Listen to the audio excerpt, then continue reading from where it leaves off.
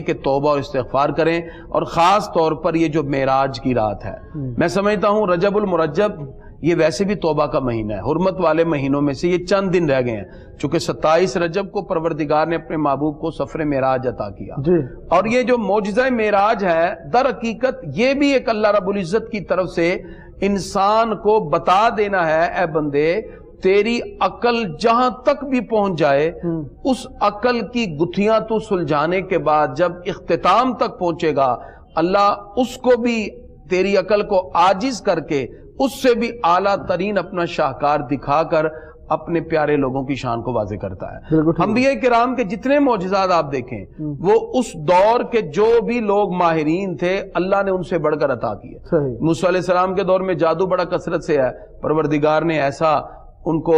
معجزہ عطا کیا، وہ سارے جادو ان کا جو عصا تھا وہ نکل گیا۔ عیسیٰ علیہ السلام کے دور میں میڈیکل کا عروج ہے، اللہ فرماتا ہے جاؤ جتنا بھی علاج کر لو، عیسیٰ علیہ السلام نے مردے کو زندہ کر کے دکھا دیا۔ ہمارے پیارے نبی صلی اللہ علیہ وسلم تو سراپا معجزہ ہے، یعنی جتنے بھی معجزات اللہ تعالیٰ نے باقی انبیاء کو دیے، دم عیسیٰ، حضرت عیسیٰ علیہ السلام کا پھونک مارنا، حسن یوسف، دم عیسیٰ، ید بیداداری، آنچ خوبہ ہما دارن تو تنہا داری، وہ سارے جو انفرادی معجزات تھے اللہ نے ہمارے پیارے محبوب آقا کی ذات میں جمع کر دیے۔ ایک تو کلام میں فصاحت و بلاغت دی اور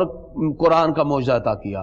پھر معراج کا معجزہ دے کے پروردگار نے واضح کر دیا کہ تمہاری عقل کی جتنی بھی معراج ہے، بلندیاں ہیں، ہم اس سے بڑھ کر وہ ایک ایسا معجزہ عطا فرماتے ہیں کہ کنڈی بھی ہل رہی ہے،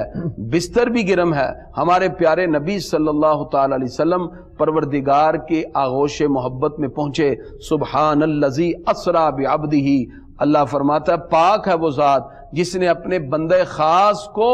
اسرا سیر کروائی رات کے تھوڑے سے حصے میں، لیلا من المسجد الحرام الی المسجد الاقصی، اور یہ مسجد حرام سے لے کے مسجد اقصی تک یہ جو زمین کا